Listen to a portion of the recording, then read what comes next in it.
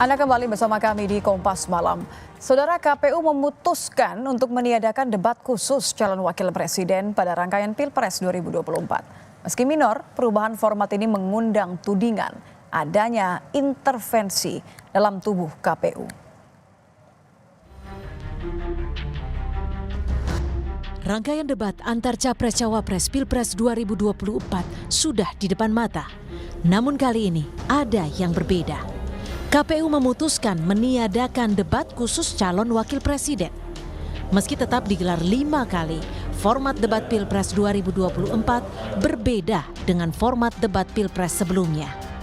Tak adanya debat antar cawapres mengundang tudingan adanya intervensi dalam tubuh Komisi Pemilihan Umum. Namun KPU tegas membantah tuduhan intervensi dan merujuk undang-undang sebagai dasar peraturan KPU.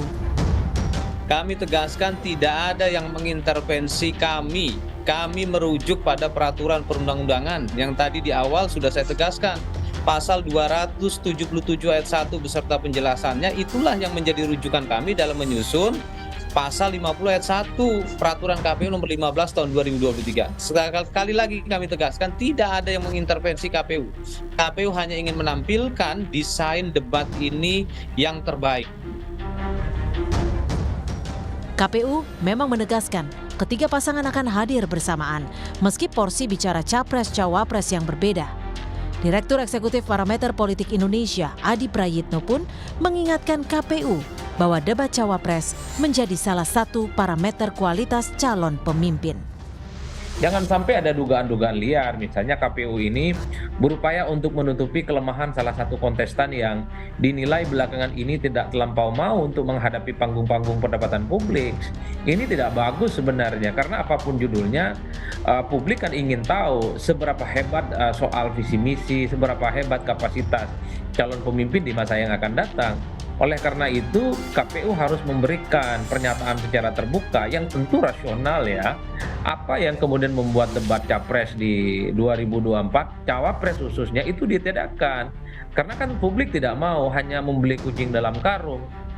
Di pemilu 2019, debat pembuka dan penutup dihadiri seluruh pasangan Capres-Cawapres. Kemudian, 2 kali debat khusus Capres dan ada 1 kali debat yang diperuntukkan khusus Cawapres. Yang jelas, adu gagasan demi masa depan Indonesia menjadi hal yang dinanti-nanti para pemilih. Tidak hanya kesiapan Capres, isi kepala Cawapres pun menjadi penting sebelum publik menentukan siapa yang akan mereka pilih di bilik suara nanti. Tim Liputan, Kompas TV.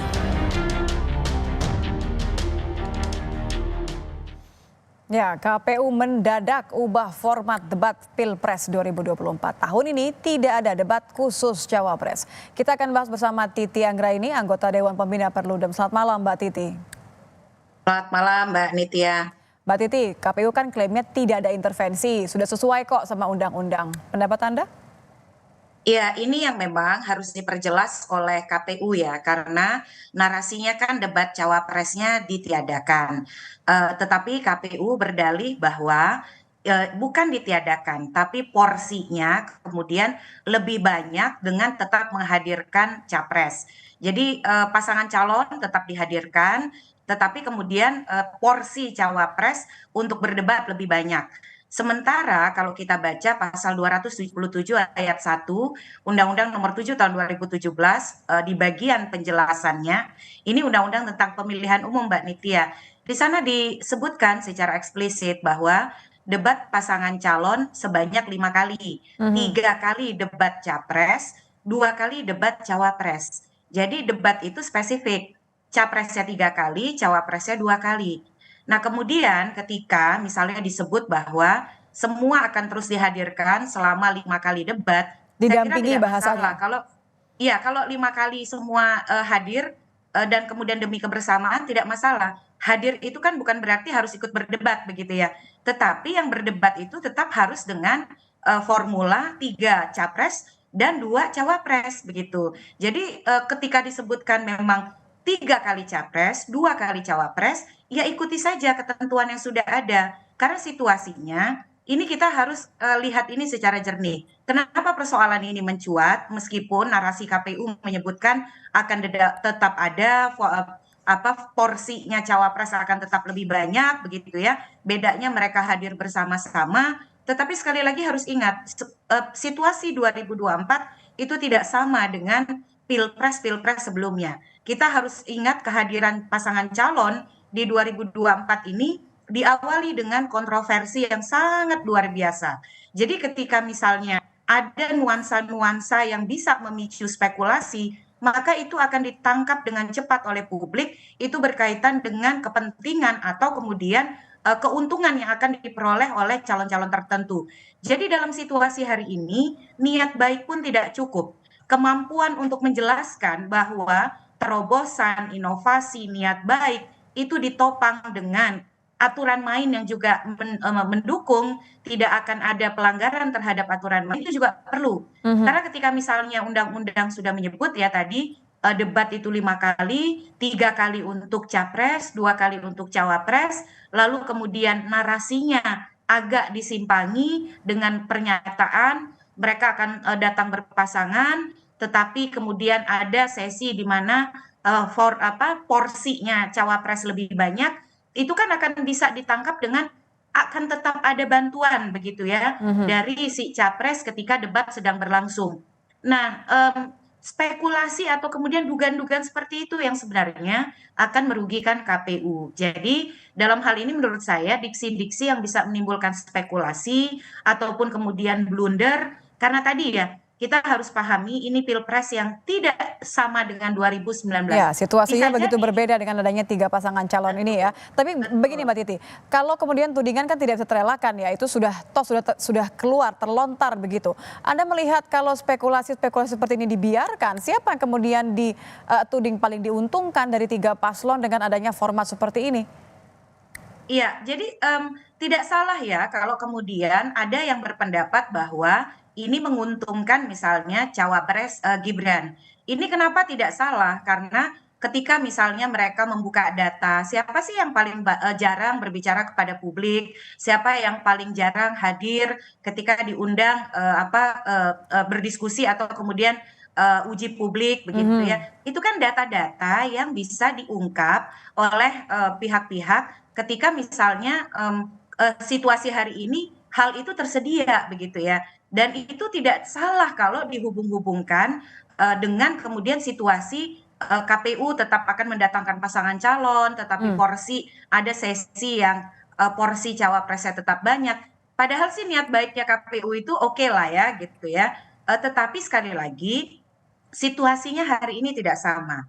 Kalau kemudian itu berlaku di pemilu 2019, 2014, mungkin narasinya tidak akan sampai sejauh itu begitu. Tidak akan ada masalah begitu ya. Tetapi situasinya itu ada di hari ini. Kehadiran salah satu pasangan calon saja itu sudah menuai kontroversi. Misalnya dengan putusan MK, lalu kemudian kita menunggu begitu lama putusan Mahkamah Konstitusi 90, lalu ditunggu kembali putusan yang menguji soal hal itu kembali putusan 141. Jadi dinamika itu tidak bisa dilepaskan. Saya mencoba harapannya memahami logikanya Mbak Titi. Kalau dikatakan jangan sampai, justru kenapa dihadirkan sepasang secara komplit di setiap debat ini karena supaya kesempatannya sama. Tapi bagaimana kalau kita bandingkan dengan apa yang sudah dilakukan tahun-tahun sebelumnya? Menurut Anda dari kacamata awam seberapa penting kemudian debat khusus cawapresnya? Ya begini Mbak, walaupun undang-undang dasar kita, undang-undang itu kan menempatkan kekuasaan itu ada pada presiden gitu ya. Tetapi kalau ada hal yang membuat presiden tidak bisa menjalankan kewajibannya, penggantinya itu adalah cawapres, adalah wakil presidennya. Nah, oleh karena itu dalam hal pemilu itu memilih pasangan calon, ada capres, ada cawapres, maka ketika pengganti presiden adalah wakil presiden, ketika dia berhalangan tetap dan seterusnya, publik juga perlu tahu begitu ya bahwa pasangan calon ini ditopang oleh calon wakil presiden yang punya kapasitas dan kredibilitas untuk suatu waktu menggantikan presiden yang bisa jadi berhalangan gitu ya. Kita tidak bisa memastikan betul bahwa situasi itu akan terjadi, tetapi itulah desain undang-undang dan undang-undang dasar dan undang-undang kita. Karena kenapa? Wakil presiden itu bukan hanya aksesoris.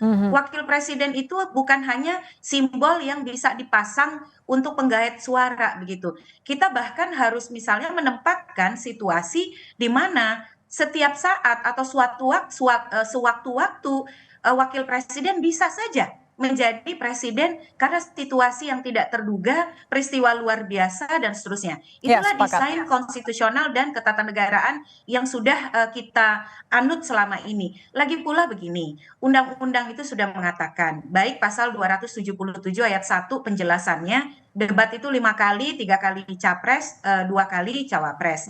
Kemudian di peraturan KPU juga demikian, di pasal 50 ayat 1 peraturan KPU 15 2023. Nah, ketika desainnya sudah seperti itu, kan lebih sederhana kalau KPU ngomongnya begini, debatnya 5 kali, 3 kali capres, 2 kali cawapres, tapi di setiap debat, semua pasangan calon harus hadir lengkap. Tetapi yang berdebat adalah capres untuk 3 kali, cawapres 2 kali. Ini Oke. pasti tidak akan ada masalah. Tetapi misalnya ketika semua harus hadir, tidak ada yang spesifik, capres, cawapres, semua akan berdebat, bedanya porsinya, giliran debatnya capres, porsinya capres lebih banyak, giliran debatnya cawapres, porsinya cawapres lebih banyak. Hal seperti itu Baik. tidak akan kemudian mudah diterima. Mudah sekali Artinya supaya publik tetap bisa melihat kualitas cawapres dari kesempatan debat yang dilakukan secara resmi oleh KPU. Saya sepakat. Terima kasih Mbak Titi sudah bergabung bersama kami di Kompas Malam. Selamat malam. Selamat malam, terima kasih. Informasi lain kami hadirkan di Kompas Malam usai jeda.